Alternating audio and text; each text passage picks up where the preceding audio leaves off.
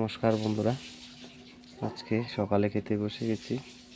ভাতের সাথে আছে ডাঁটা পাতার শাক, মূলা বড়ি, আমের আচার,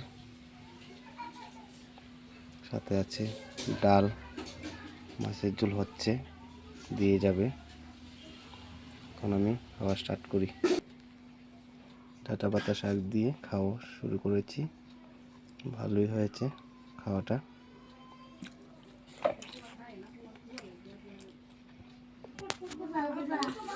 মূলা বড়ি দিয়ে এখন খেয়ে নিচ্ছি, ভালোই লাগছে খেতে, স্বাদ হয়েছে রান্নাবান্না। এখন চলে এলো গরম গরম ডাঁটা দিয়ে, আলু টমেটো দিয়ে মাছের ঝোল দিয়ে খেয়ে নেব।